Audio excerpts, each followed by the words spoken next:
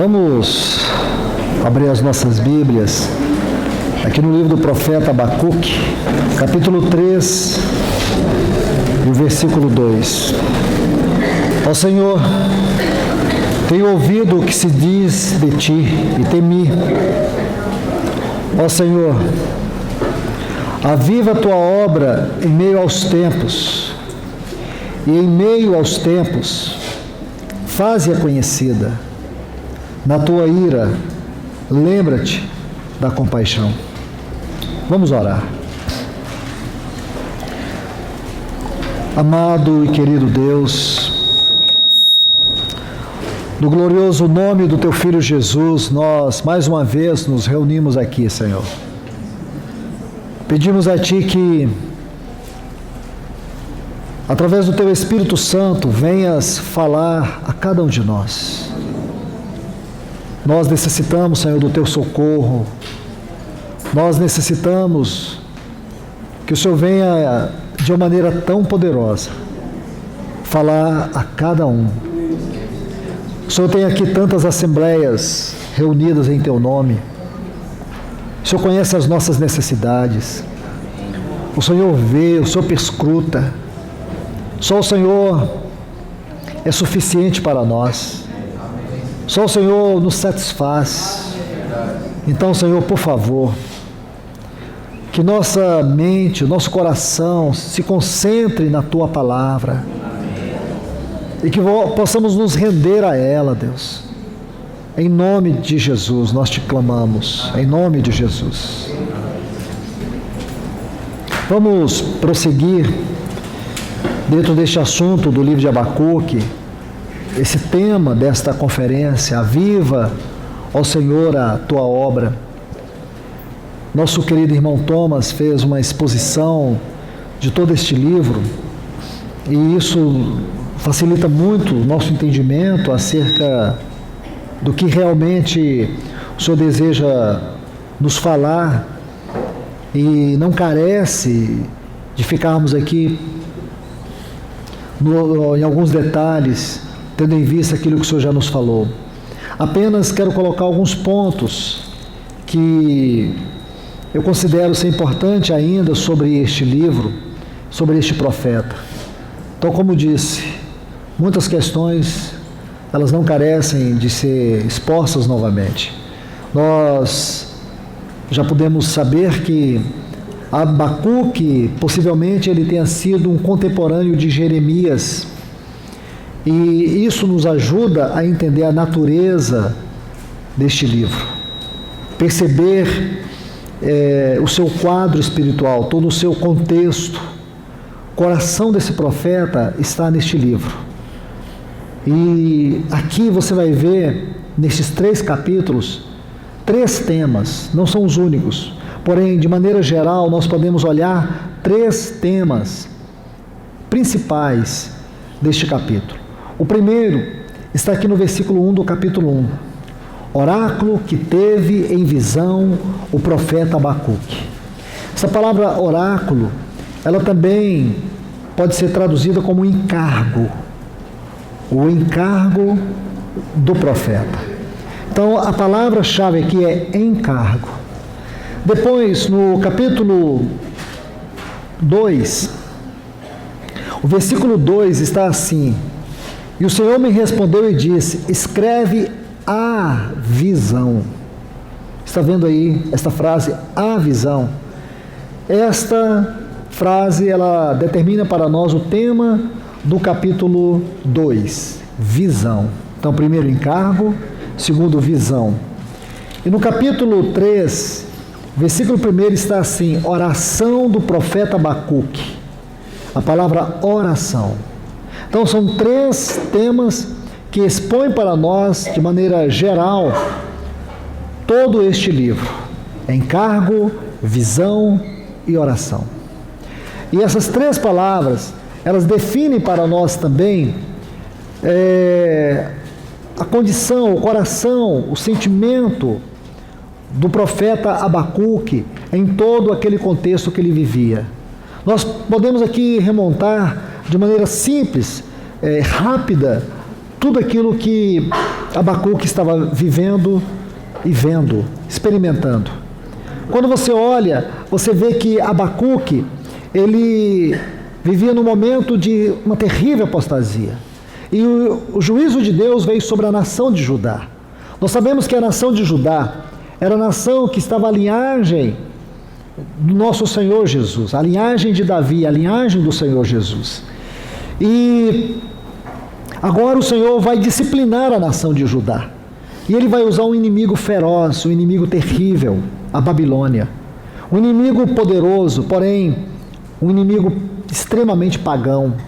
Uma nação pagã, uma nação espiritualmente e moralmente muito inferior em termos de padrões em relação à nação de Judá.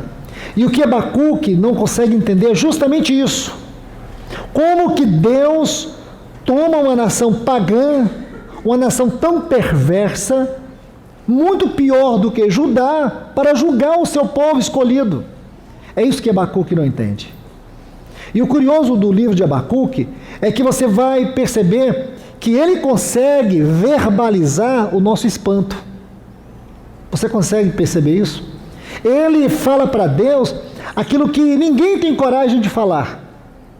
O que você vai perceber é que Abacuque fala algumas coisas que nós temos vontade de falar, mas não temos coragem.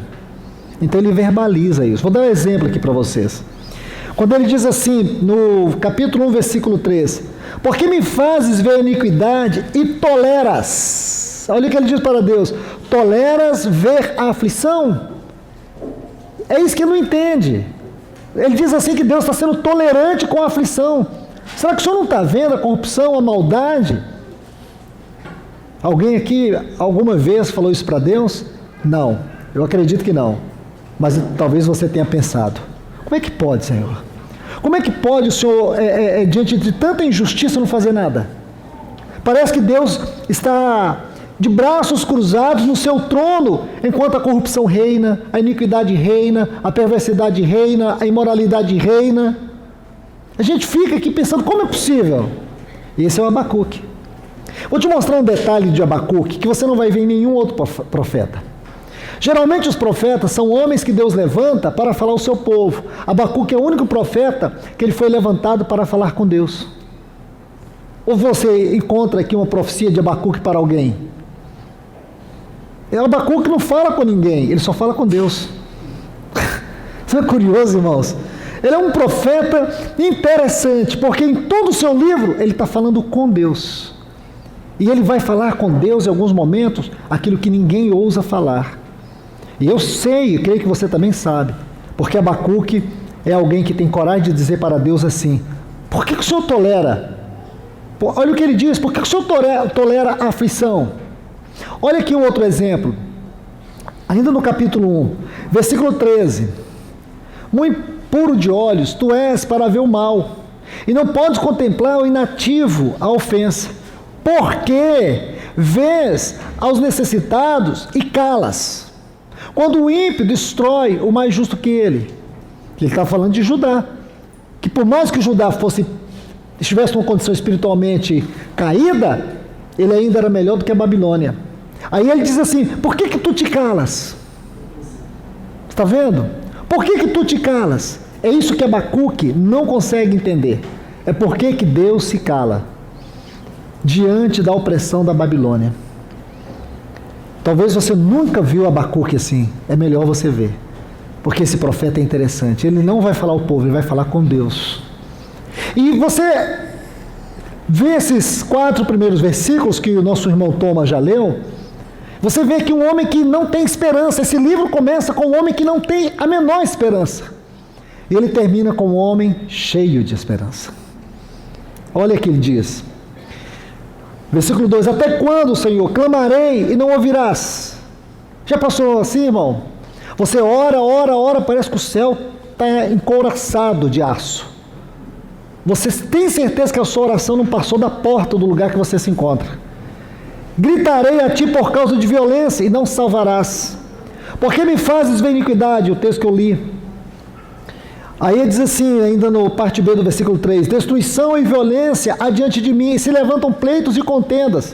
Por isso a lei é debilitada, o juízo não sai segundo a verdade, porque o ímpio cerca o justo, por isso a justiça é torcida. Não é a revista semanal, irmãos, é Abacuque mesmo.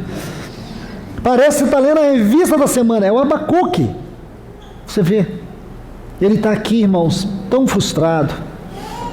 Mas como termina esse livro? Termina, olha o versículo 17 a 19. Pois ainda que a figueira não floresça, nem haja fruto nas vides, ainda que falte o produto da oliveira, e os campos não deem mantimentos, e as ovelhas faltem no aprisco, que não haja vacas nos currais, contudo eu, um homem frustrado, desanimado, ele diz assim, eu me alegrarei no Senhor, e me regozijarei no Deus da minha salvação. Amém. O Senhor Deus é a minha fortaleza, o qual faz meus pés como os das servas, e em minhas alturas, isto é, nos lugares celestiais, me faz andar. Então, é lindo isso no livro de Abacuque. Agora, qual é o segredo, irmãos? Que mudança que é esta do capítulo 1 para o capítulo 3? Capítulo 1, você encontra um profeta aparentemente sem esperança, sem expectativa. Um homem frustrado, desanimado, que não entende Deus. É como se ele dissesse assim, Deus, andar contigo parece não fazer sentido. É isso que você vai encontrar aqui no capítulo 1. É como se ele dissesse, não faz o menor sentido andar contigo. Parece que é isso, irmãos, no capítulo 1. É isso que ele está querendo dizer para Deus. Eu não encontro nenhum sentido em andar contigo. Aí você vê no capítulo 3, ele dizendo assim, nos caminhos mais altos, nos lugares mais altos, ele me faz andar. Que mudança foi essa? Capítulo 2. Olha o que diz, a partir do versículo 1, veja o que diz, estarei, olha que lindo isso, irmãos, em meu posto de vigia, torre, né? Torre de vigia. E sobre a fortaleza firmarei o pé, e velarei para ver o que me dirá, o que me responderá no tocante à minha queixa. Agora, veja bem, e o Senhor me respondeu, porque a oração é isso, irmãos. Oração não é só eu falar com Deus, oração é Deus falar comigo. E aí Deus falou, e respondeu, e disse, escreve a visão.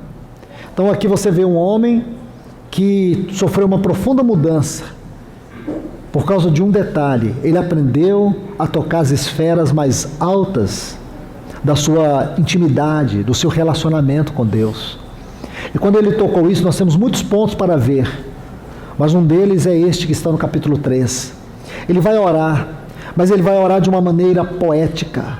Ele vai orar, e é lindo quando diz aqui, assim, oração do profeta Abacuque em diversos tons. Havia nesta oração uma musicalidade, havia nesta oração cânticos. E aí ele diz assim, ó Senhor, aviva a tua obra em meio aos tempos. Essa é uma oração, irmãos, que com certeza ela está no coração de Deus. E Deus anela que isso seja uma realidade para nós. No meio do tempo, em tempos, Deus promoveu avivamentos na história do seu povo. Porém, irmãos, mais do que olhar todos os avivamentos, é nós entendermos a necessidade de um grande avivamento, que nós, como igreja do Senhor, tanto precisamos. Precisamos de um avivamento em termos de urgência, irmãos. Não é só por causa de nós, porque avivamento não é uma coisa que se restringe só à igreja. Acima de tudo, em primeiro lugar, podemos colocar assim, avivamento é algo que interessa muito mais a Deus. Avivamento tem a ver com Deus e Deus mesmo. Não é algo para a igreja como se ela fosse o fim de um avivamento. O propósito final do avivamento é Deus, é Ele. E mais do que pensar nesse ponto de vista, é você estudar a palavra e entender que a igreja nesse tempo, que está vivendo esta hora, ela vai experimentar um avivamento. Se eu ou você iremos, de maneira consciente ou inconsciente, impedir isso na nossa experiência, consequências que iremos colher um dia, mas Deus vai se mover sobre pessoas nesse tempo. É uma promessa, irmãos, que Deus vai se mover sobre o seu povo nessa terra.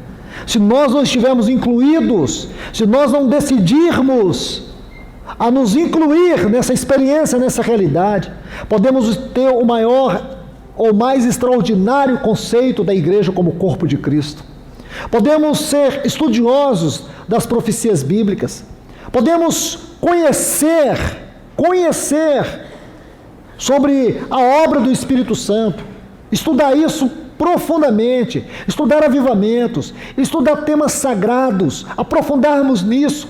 Podemos ter conceitos, podemos ter compêndios e mais compêndios de exposições bíblicas sobre os principais temas da Bíblia e gastarmos décadas estudando isso. E sabe onde nós vamos chegar? A lugar algum. Porque, irmãos, a prioridade do Senhor não é que nos gastemos tanto em conhecer as verdades, mas que nós nos apliquemos em viver a verdade. É um perigo, irmãos, quando a verdade se torna uma maravilhosa distração das reuniões, porque a gente fica ávido. Quando você estuda os livros da Bíblia, os irmãos reúnem, isso é lindo, irmãos, mas isso é tão sutil se não houver uma finalidade prática. Os irmãos gastam tempos, semanas, anos estudando Romanos, Gálatas, Efésios, Colossenses, Hebreus. Lindo isso, irmãos, nada contra. Coragem os irmãos a fazer. Agora, qual é o propósito? Terminamos de estudar Efésios. Bom, qual é o propósito? Conhecimento? Se é isso, irmãos, o inimigo já ganhou terreno. Somos profundos em Efésios, na doutrina, mas não sabemos nada da prática. E aí o tempo passa, irmãos.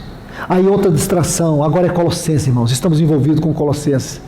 A gente deveria, irmãos, falar assim: Espírito Santo, coloca um colírio aqui nos meus olhos, para que eu possa ter discernimento.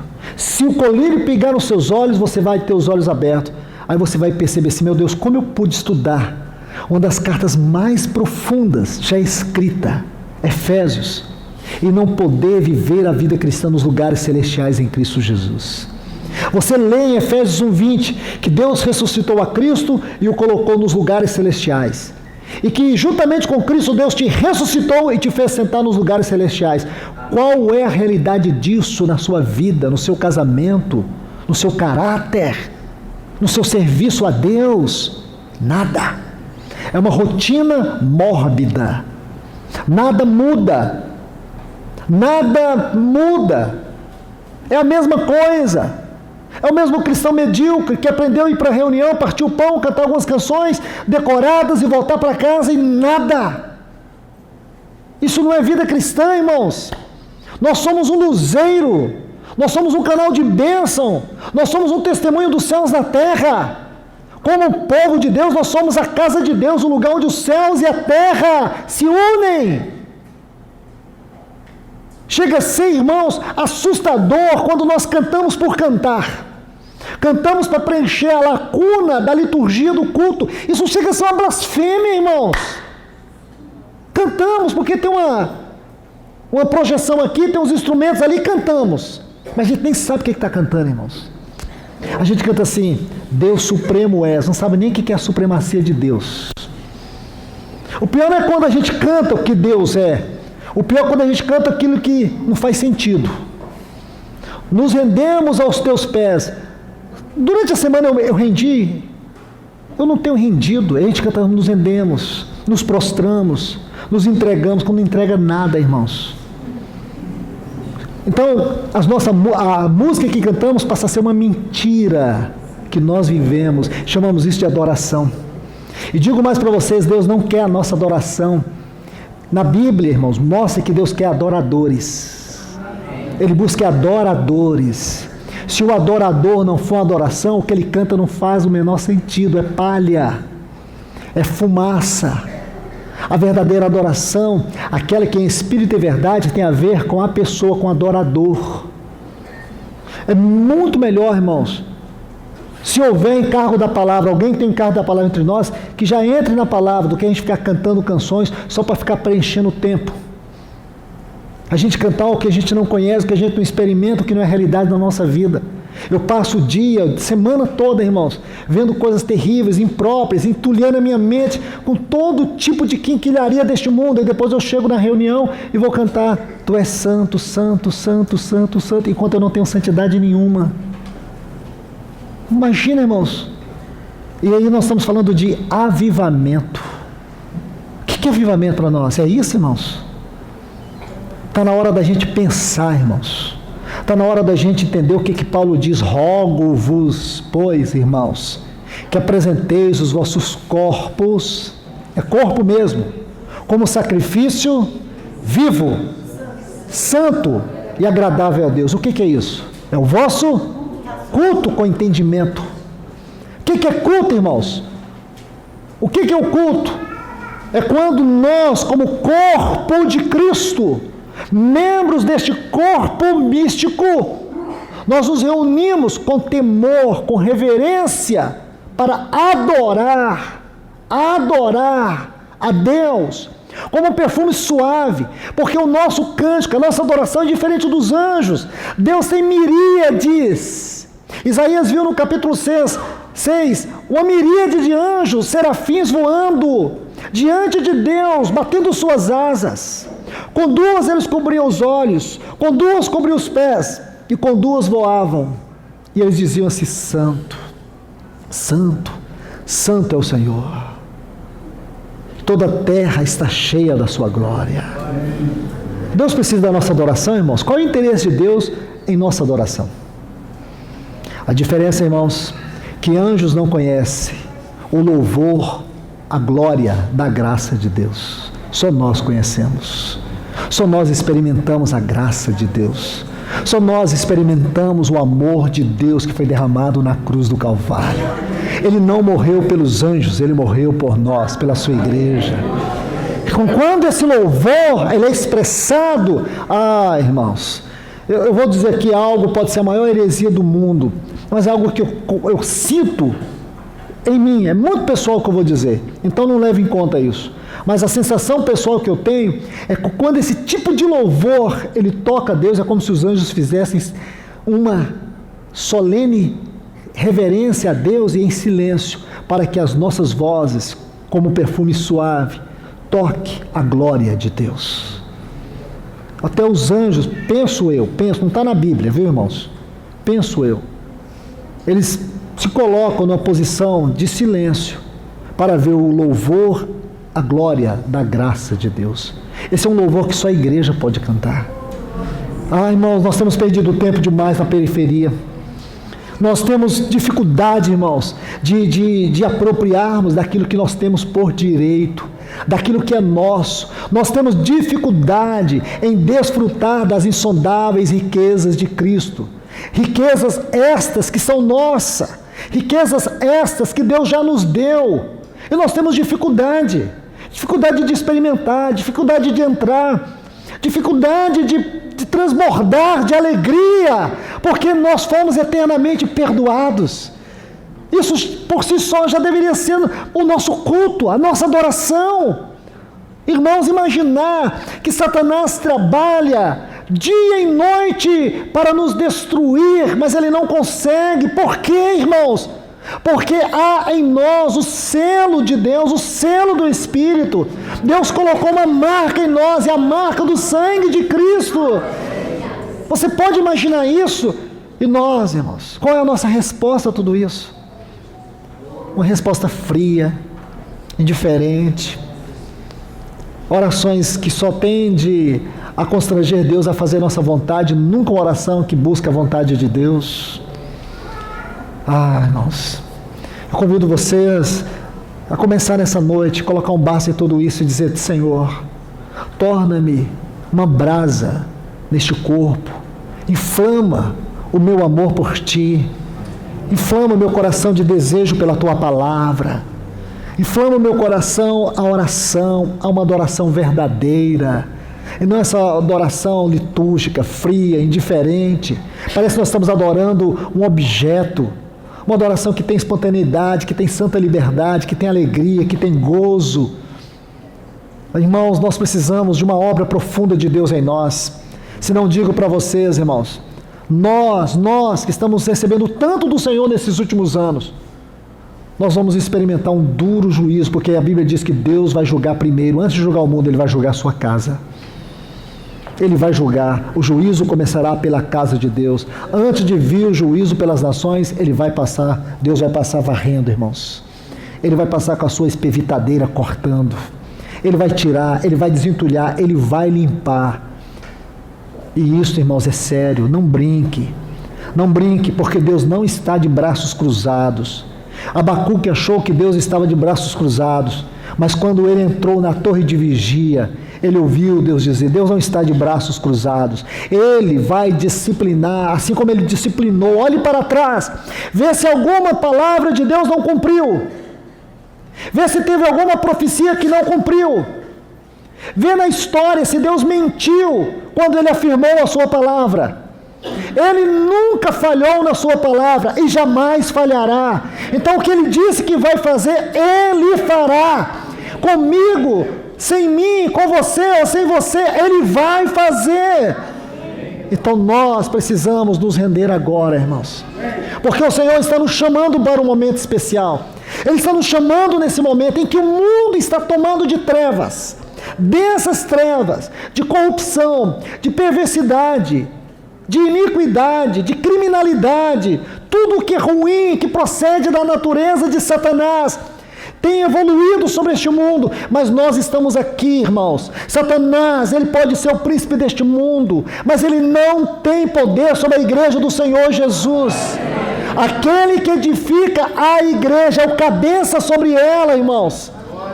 Então o Senhor está nos dando oportunidade de arrependimento, uma oportunidade de nós reconhecermos o quanto temos falhado, o quanto temos negligenciado. Então vamos avançar. Vamos meditar um pouco naquilo que temos de estudar sobre este último avivamento. Deixe-me mostrar algo que eu mencionei na primeira palavra.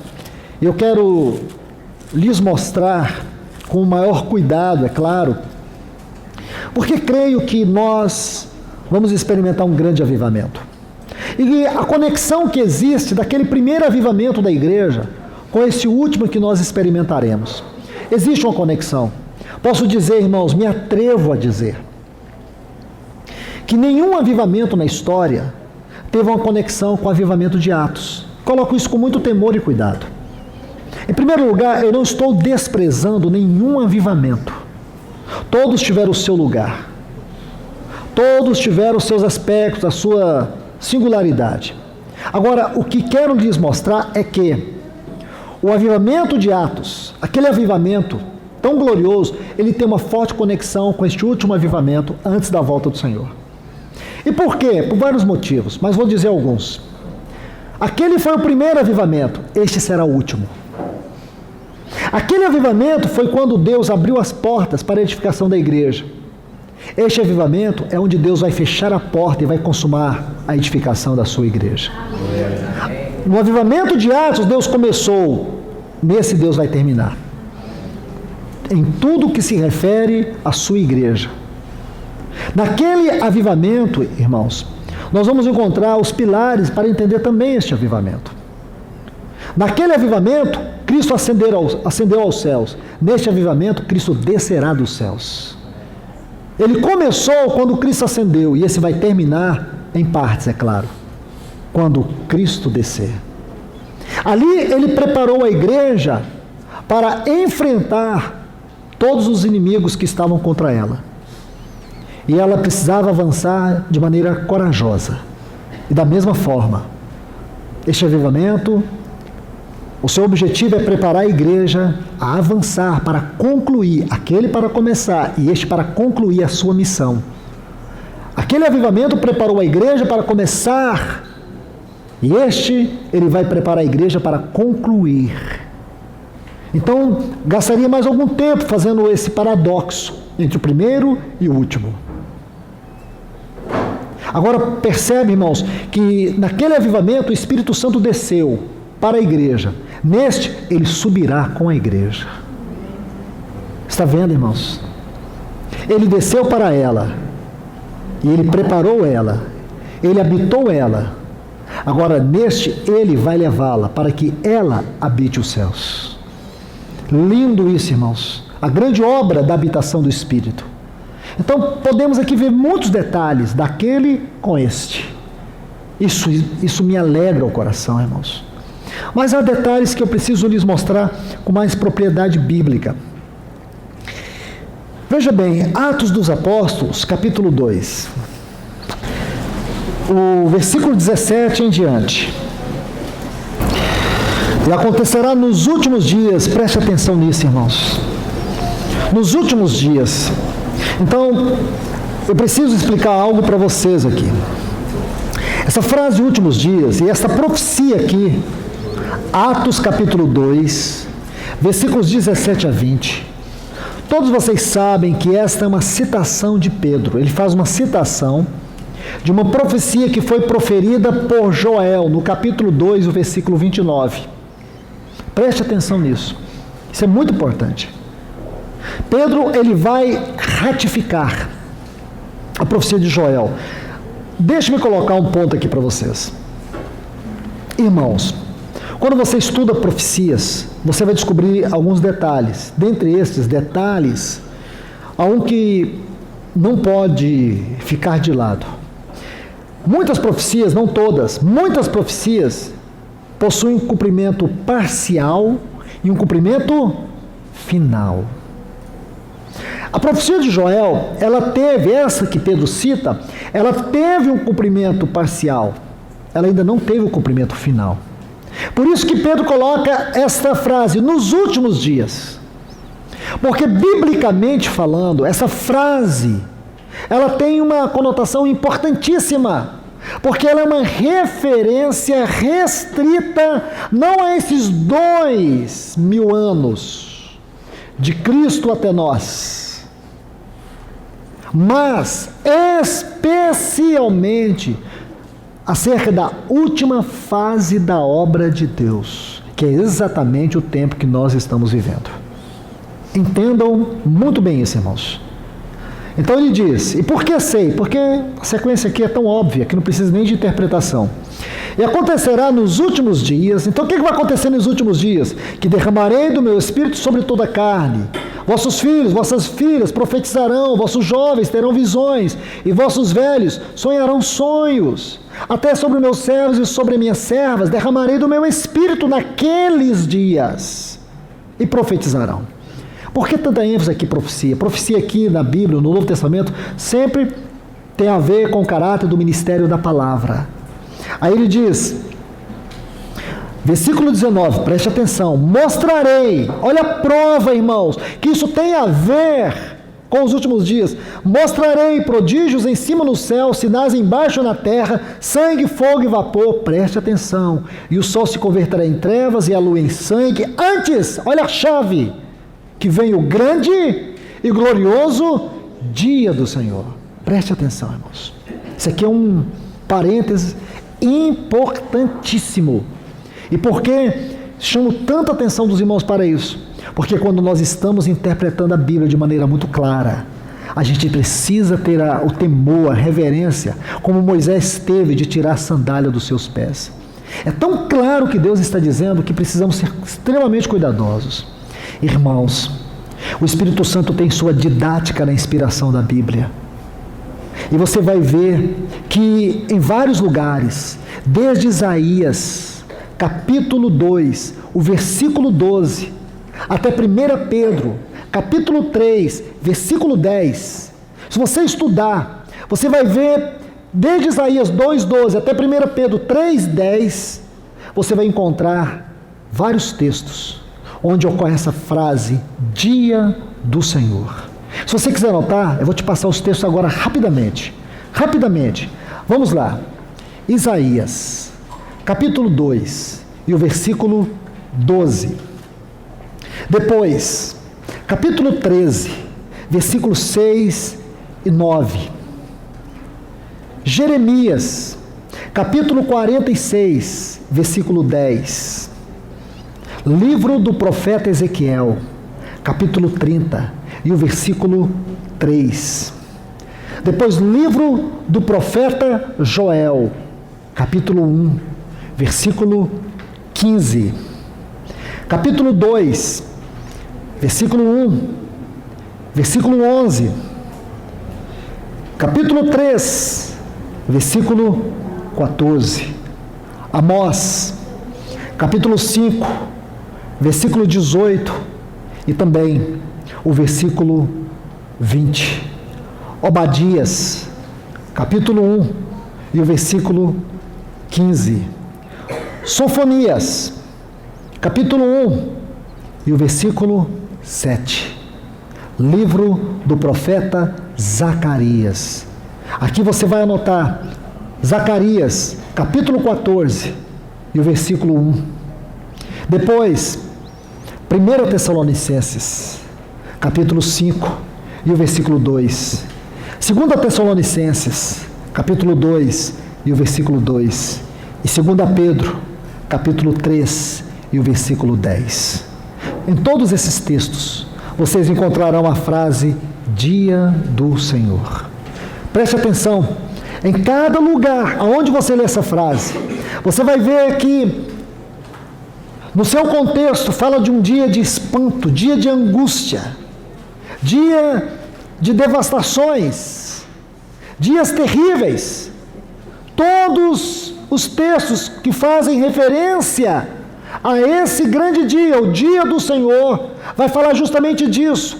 E nós podemos dizer que esta frase, o dia do Senhor, ela compreende, preste atenção, ela compreende tudo aquilo que se encontra nos capítulos 8 e 9 do livro de Apocalipse, onde faz referência às 6 primeiras trombetas. É o juízo das nações. Aquilo que nós conhecemos como o tempo da grande tribulação, que compreende a grande tribulação. Então, irmãos, sejam bíblicos. Isso não tem nada a ver conosco. Eu sei que alguns irmãos, quando leem isso, eles leem assim, querendo ler, ou preferem nem ler mesmo. Pensam, meu Deus, eles não querem ter contato com isso. Mas você não precisa ficar com medo, porque Deus não vai julgar a sua igreja. Por um lado, nós podemos dizer, irmãos, que os nossos pecados já foram julgados lá na cruz do Calvário. Ele vai julgar no sentido, a palavra quando diz que o juízo começará pela casa de Deus, a palavra juízo lá tem a ver com crise, que tem a ver com apostasia, e um tratamento de Deus, e é o que Deus está fazendo nesta hora de grandes trevas. O Deus do trono, que está sentado no trono de glória, Ele não se calou, Ele está falando com a sua igreja nessa noite, Ele está falando com a igreja em muitos lugares, Ele está chamando ela, Ele está tirando ela de todas as algemas, de todos os cativeiros religiosos, Ele está libertando ela da preeminência dos homens, Ele está tocando profundo, Ele está pelejando contra ela, como Deus pelejou. O anjo do Senhor, o nosso Senhor, pelejou com Jacó no vale de Jaboque. Ele está pelejando porque Ele vai prevalecer sobre ela. E essa igreja, irmãos, ela vai se levantar, porque o Senhor está visitando o seu povo de uma maneira especial nesse tempo. Há um povo que vai ouvir, há um povo que vai reagir, há um povo que vai se levantar, há um povo que vai discernir esse tempo, há um povo que vai se voltar para a palavra, e vai ter visões, vai ter revelações, como diz o profeta Joel, como ratificou Pedro. Isso, irmãos, faz parte daquilo que Deus está fazendo nesse tempo.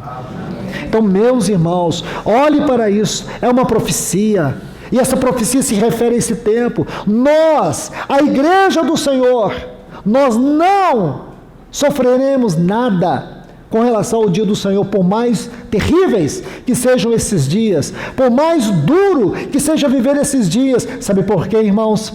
Porque a palavra vai nos mostrar com muita propriedade. Quando Deus tirou o povo de Israel do Egito, você se lembra? Diz que caiu granizo sobre todo o Egito, mas nenhum grão de pedra caiu aonde estava o povo de Deus. Houve trevas sobre a face da terra, sobre o Egito, aliás, onde a Bíblia faz menção. Deus julgou o Egito, mas havia luz aonde estava o povo de Deus. Havia morte dos primogênitos em todas as casas do Egito, mas não havia morte dentro da casa, só havia fora, porque o Cordeiro que foi morto por nós, ele é a nossa proteção, ele é a nossa segurança. Ele prometeu nos guardar, porque guardastes a palavra da minha perseverança, também eu te guardarei da hora da provação que virá sobre o mundo inteiro. Ele prometeu nos guardar, irmãos, então nós não temos que temer. Respeito cada irmão que diz que a igreja não vai passar pela grande tribulação. Então, amém. Se você crê que a igreja não vai passar pela grande tribulação, você está atrasado, você não preparou suas malas, já deveria estar muito tempo preparado, irmãos. Se você acha que a igreja não vai passar pela grande tribulação, amém. Se agarre nisso.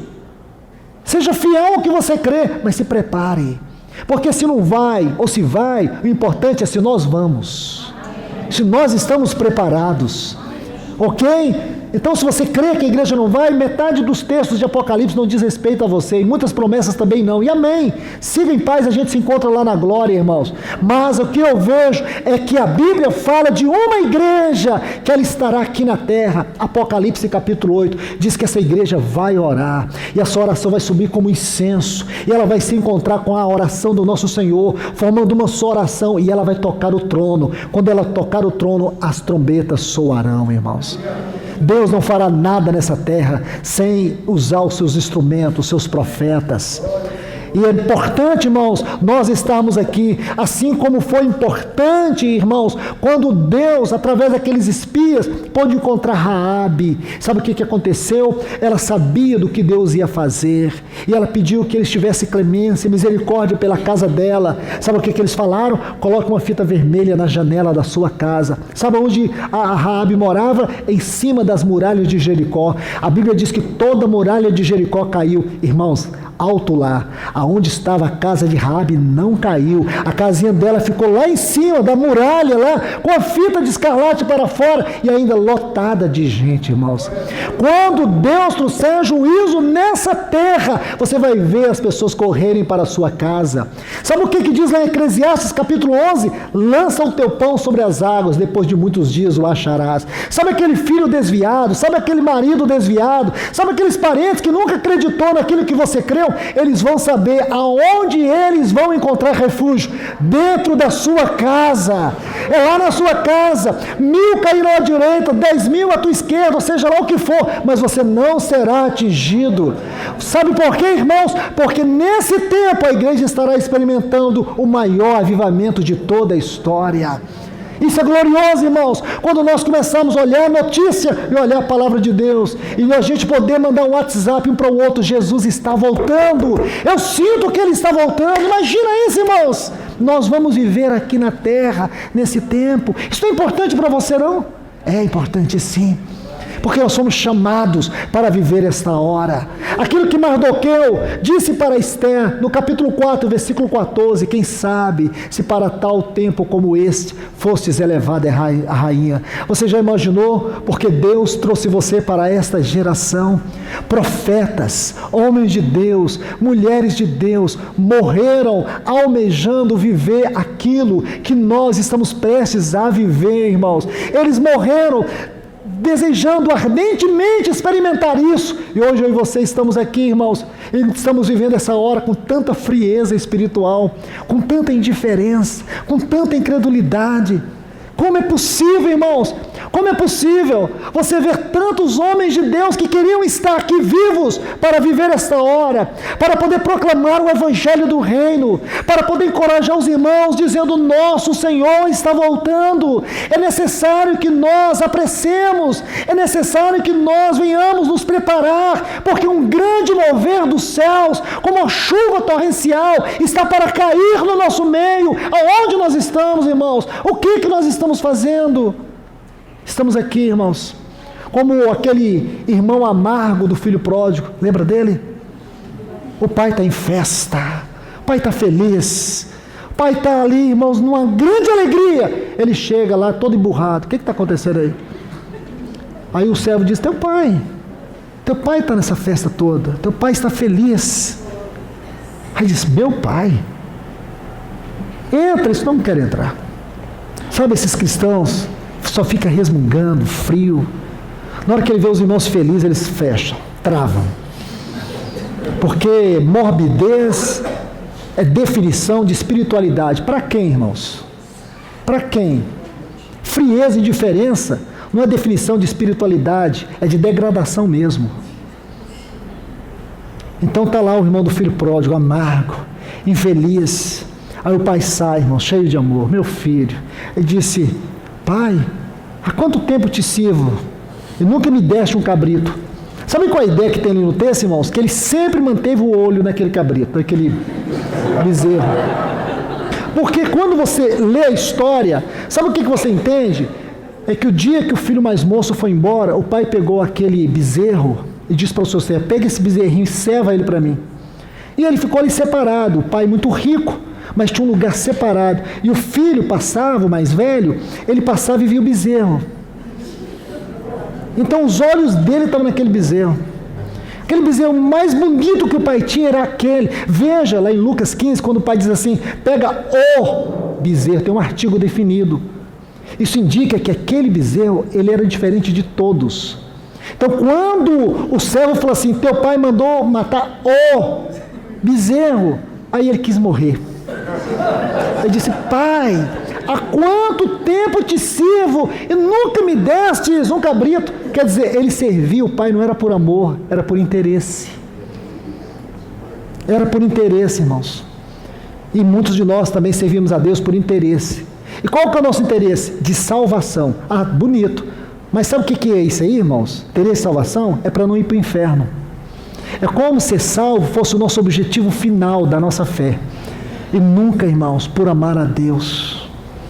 Por amar a Deus. Sabe o que isso me leva a refletir? Quando você estuda a história de C.S. Lewis, ele conheceu a esposa dele, ela estava com câncer terminal. Então ele conheceu ela ali no hospital, já conhecia, claro, eram amigos, mas ele casou com ela lá no hospital. Ela doente, desenganada dos médicos. E ele a amava. Ele nunca pôde desfrutar algo maior do que aquele semblante esquelético, doente, que ele amava tanto, tanto, tanto, que um dia ele orou a Deus e disse assim: Senhor, perdoa-me por amá-la tanto. Ele nunca teve uma união mais íntima com ela. Ela estava ali morrendo, mas ele a amava. Que lindo isso, irmãos. Quando você lê essa história, você se comove. Porque é um relacionamento que a única coisa que ele buscava era o amor que ele tinha por ela, não era o amor dela por ele. Não era o que ela podia oferecer para ele, porque ela foi uma esposa que nunca pôde fazer nada por ele. Nada. Ele nunca pôde ter nenhuma satisfação carnal com ela. Mas ele a amou tanto que ele pediu a Deus para perdoá-lo, porque ele a amava tanto. Irmãos, será que a nossa salvação só inclui o amor de Deus por nós, não inclui o nosso amor por Ele? Será que o nosso desejo de ir para os céus é porque a gente não vai para o inferno? Ou será que a gente vai chegar lá nos céus e vai dizer: Senhor, eu não merecia estar aqui. Eu não merecia. Conta-se a história de um irmão que depois de 12 anos que ele serviu o Senhor, ele era um irmão humilde. Ele amava tanto o Senhor, tanto. Ele escreveu um livro praticando a presença de Deus. O irmão Lawrence. Mas ele amava tanto o Senhor que um dia ele esqueceu de meditar sobre a salvação dele, sobre os perdão dos pecados. Quando ele conheceu o Senhor, ele se dedicou tanto em amar o Senhor, que ele nunca pensou que ele era um miserável pecador. E o dia que ele pensou, que ele considerou o quanto ele era pecador, ele pensou: estou indo para o inferno. Eu estou indo para o inferno. Mas ele disse: Senhor, mesmo que eu vá para o inferno, eu te amarei por toda a eternidade. Você imagina, irmãos? Será que não tem algum desvio no nosso relacionamento com o Senhor tão grave, que nós precisamos de ajuda nessa noite.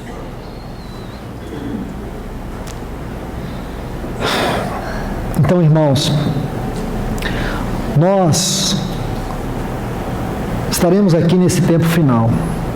E por mais terrível que seja esse dia do Senhor, o Senhor reservou um outro dia para nós. É chamado o dia de Cristo. Esse dia é um dia só dele e da sua igreja. Dia do Senhor tem a ver com o juízo de Deus sobre as nações. Esse dia não nos diz respeito. De maneira direta, esse dia não nos diz respeito. O que nos diz respeito é o dia de Cristo. Deixe-me citar os textos para vocês. Deixe-me ler rapidamente. 1 Coríntios, capítulo 1. Vamos ler rapidamente. 1 Coríntios, capítulo 1. Versículo 8 diz assim: o qual também vos garantirá até o fim. Olha que lindo, irmãos. Ele vos garantirá até o fim, para que sejais irrepreensíveis no dia do nosso Senhor Jesus Cristo. Está vendo aí? O dia do nosso Senhor Jesus Cristo. 2 Coríntios, capítulo 1. Olha o versículo 14.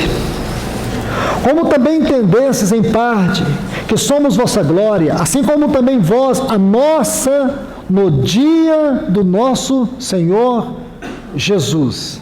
Filipenses capítulo 1, versículo 6 e depois versículo 10. Estou persuadido de que quem começou em vós a boa obra, aperfeiçoá-la até o dia de Jesus Cristo. Versículo 10. Para que saibais examinar as coisas mais importantes, a fim de que sejais sinceros e irrepreensíveis para o dia de Cristo. Esse é o dia que nós esperamos, irmãos. É o dia de Cristo, quando a trombeta, a 7ª trombeta, a última trombeta tocar. Quer dizer, 6 trombetas já tocaram. É que eu não consigo entender, irmãos. Porque se 6 trombetas vão tocar e nós seremos arrebatados na última, como não passaremos pela grande tribulação? Eu não consigo entender essa cronologia, dá um nó na minha cabeça, irmãos, mas me perdoe a ignorância. Agora, se, irmãos, nós vamos estar aqui nessa hora, e essa última trombeta soará, aí você vai experimentar esse dia de Cristo. Então, irmãos, Pedro faz essa ratificação da profecia de Joel e coloca um detalhe tão importante. Esse detalhe ele é importante por quê, irmãos? Porque nele nós conseguimos discernir a que hora da noite nós estamos. Sabe o que é triste, irmãos? Não é a gente ser ignorante, é a gente se fazer de ignorante. Sabe como funciona? Não é o pior cego não é o que não vê, é aquele que não quer ver. Então o nosso problema é que a gente se faz de ignorante, porque a Bíblia é tão clara. Olha o que a Bíblia diz. 1 Tessalonicenses capítulo 5, versículo 4. Irmãos, vós não estáis em trevas. Trevas aqui é uma figura de ignorância espiritual.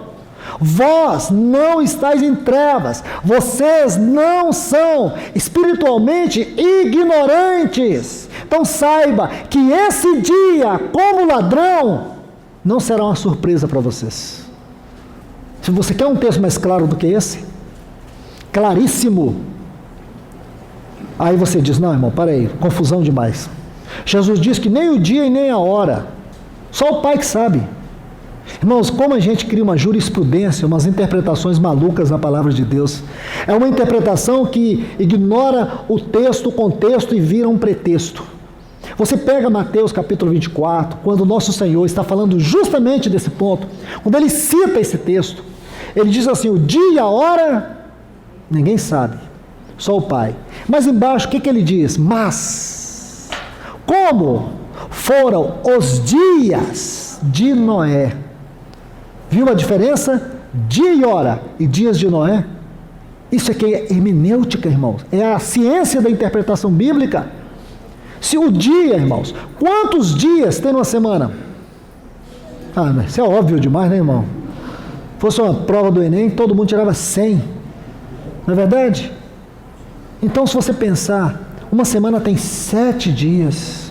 É isso que nós não sabemos, irmão. Se é na segunda, se é na quarta. A hora, um dia tem 24 horas. É só aquele milésimo de segundo, porque quando a Bíblia diz assim, no momento, em 1 Coríntios capítulo 15, versículo 50, no momento, sabe essa palavra momento? Se você for olhar no original, essa palavra é a palavra que dá a ideia de átomo. Átomo. Uma coisa tão pequena, quase que você não consegue nem dividir. Hoje a ciência consegue. Mas esse milésimos de segundo, um abrir e fechar de olhos. Alguns chegam a arriscar que os olhos levam 15 milésimos de segundo para abrir e fechar. Mas vamos deixar esses detalhes, isso não é tão importante. Importante é que nós estaremos lá. Agora veja, irmãos, é isso que a Bíblia diz. Se você está preocupado com o dia e a hora, então olhe quando Paulo diz no momento, no abrir e fechar de olhos. Então se você está achando que o dia e a hora é muito longo, o abrir e fechar de olhos é muito rápido. Agora procure discernir, vá, vou te ajudar. Pegue os dias de Noé, estude os capítulos 4 a 6 do livro de Gênesis. Você vai conseguir ali entender vários detalhes que dizem respeito aos dias de Noé. Você vai ver uma geração perdida, uma geração promíscua. Você vai ver ali a origem daquilo que podemos chamar espiritualmente a origem do mundo como um sistema, através dos descendentes de Caim, através daquela mulher chamada Ada, que gerou 3 filhos, Jubal, Jabal e Tubal-Caim. Você vai ver ali uma figura do início do mundo como sistema. Aqueles homens que fabricaram instrumentos de guerra, instrumentos de música. E também eram eles aqueles que a Bíblia dá ênfase como sendo os pioneiros da criação de gado, porque eles estavam preocupados em 3 coisas: provisão, proteção e prazer. E essas 3 palavras definem o que é o mundo hoje. Você vai ver que a partir dali que uma geração nova, a geração de Enos, passa a invocar o nome do Senhor. Você vai ver um outro detalhe também, de um homem chamado Enoque. Aquele homem, irmãos, quando Deus deu um filho para ele, ele passou a andar com Deus. Qual é o nome do seu filho? Você lembra do Matusalém? Sabe o que significa a etimologia, a formação do nome Matusalém? Quando esse menino morrer, o dilúvio virá. O dilúvio foi o juízo de Deus. Olha, imagina, aquele homem tinha uma profecia ambulante na casa dele. O menino não podia pegar uma gripe. Aí sabe o que o Enoque pensou? Eu tenho que andar com Deus, porque se esse menino morrer, o juízo vai chegar. Está vendo, irmãos?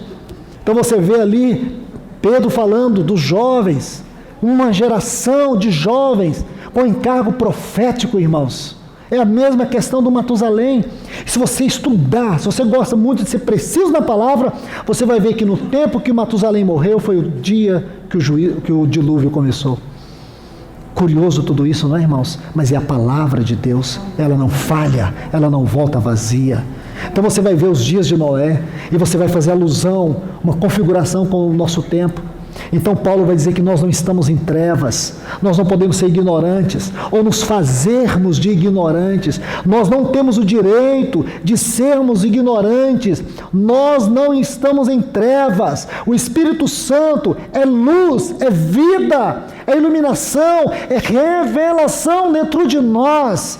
O Espírito Santo está nos ajudando a descortinar essa escatologia. O livro de Apocalipse, que estava tão distante, tão fechado, o Espírito Santo está escancarando ele para nós, nos ajudando a ver, irmãos. E é isso que nos dá esse desespero.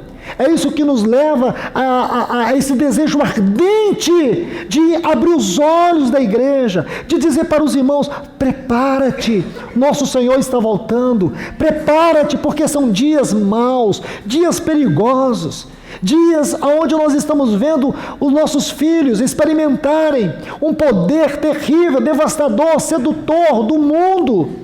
O mundo que se disfarça em várias esferas, natural, espiritual e virtual. E com tudo isso, irmãos, nós estamos vendo as garras de Satanás sobre as crianças, as garras de Satanás sobre os jovens, as garras de Satanás para destruir os casamentos. Nós somos este luzeiro de Deus. Como Jacó viu lá em Betel, a igreja, a casa de Deus, a porta dos céus, o lugar onde o Senhor estava sentado no alto. Havia uma porta celestial em Betel. Betel é a casa de Deus, a igreja é essa porta celestial na terra. Então, meus irmãos, não percam isso de vista. Se nós cremos, irmãos, nisso que é a palavra de Deus, então sabemos com toda clareza a que horas da noite nós estamos. Peço ao Senhor que continue falando a todos nós, irmãos, que Ele venha nos ajudar, porque se nós ignorarmos a palavra de Deus, a consequência é toda nossa, irmãos, é toda nossa. Deus está nos avisando, Deus está falando com a sua igreja, Ele está batendo na porta. Se alguns não vão abrir, nós vamos lamentar profundamente, mas nós temos que prosseguir, irmãos. Nós temos que avançar. Nós não somos daqueles que retrocedem. Nós não vamos retroceder. E a minha palavra de encorajamento para vocês aqui: não retrocedam. Não abaixem suas armas. Ore para que Deus coloque trombeteiros no meio de vocês, irmãos. Homens que possam olhar para a nuvem, para os movimentos celestiais, para poder avisar para a igreja, para que não haja um sonido incerto. Como diz em 1 Coríntios 14:8, se a trombeta der o som incerto, quem se preparará para a batalha? Então, irmãos, para que a igreja esteja preparada, é necessário que Deus toque a trombeta da sua palavra nesta hora, irmãos. Existem muitas obras terríveis de Satanás contra nós, e é hora de nós nos fortalecermos, é hora de nós encorajarmos uns aos outros. Eu creio que aqueles que, assim como eu, são cristãos desde criança, pode imaginar a drástica mudança que houve na igreja de 10, 20, 30, 40 anos atrás para os dias que nós vivemos. E eu creio que quem consegue discernir isso sabe muito bem do que eu estou falando, irmãos, do que outros irmãos têm falado, daquilo que o Senhor tem falado. Então é hora, irmãos, vamos nos aprontar, não vamos perder essa oportunidade. Esse tema que o Senhor colocou no coração dos irmãos para nós estudarmos esses dias, ele não pode ser um mero tema de um encontro anual. Tem que ser um tema de um encontro nosso com Deus, do encontro de Deus conosco. O Senhor congregou quantas assembleias aqui para poder falar a cada um de nós, para que essa palavra se espalhe por todas essas assembleias. E assim, irmãos, nós tenhamos uma consciência coletiva daquilo que o Senhor está falando a nós, requerendo de nós, e qual o caminho que nós devemos tomar. Meus irmãos e irmãs, que Deus vos abençoe com esta palavra. Vamos orar. Senhor, mais uma vez, oramos agradecidos a Ti, Senhor, por tudo que tem nos falado neste tempo. Senhor, não permita que a Tua palavra volte vazia, ó Deus. Tenha misericórdia de nós aqui. Quantas assembleias o Senhor ajuntou neste lugar. Senhor, nós não estamos aqui por causa de um evento. Esses irmãos aqui desta cidade, eles não organizaram um evento. Eles consagraram este lugar, esse tempo. E foram movidos pelo Senhor para fazer esta convocação. O que nós recebemos aqui foi uma convocação do Senhor. Senhor, é muita responsabilidade estar aqui nesses dias, ó Deus. Abra os nossos olhos para que nós vejamos a questão da responsabilidade. E como o Senhor, de maneira tão especial e distinta, nos trouxe aqui, ó Deus, para nos falar estas palavras. Agora ajuda-nos, Senhor. Capacita-nos, ó Deus, a sermos fiéis àquilo que estamos recebendo de Ti. Em nome de Jesus, ó Deus. Vem operar, vem trabalhar em cada um de nós por meio da Tua palavra. Quebra o que tem de ser quebrado, tira o que tem de ser tirado, remove, cura, restaura, salva, liberta. Nós Te pedimos em nome de Jesus, Senhor. Em nome de Jesus, Senhor. O Senhor tem levantado homens, ó Deus. Na mesma medida que sabemos que o Senhor tem recolhido alguns, o Senhor tem levantado outros, porque o Senhor não para de edificar a Tua igreja. O Senhor é suficiente para a Tua igreja. Continue levantando homens, ó Deus, vozes que troveje a tua palavra sobre a tua igreja, Senhor. Nós te clamamos nesta hora, no grande nome de Jesus. Amém, Senhor.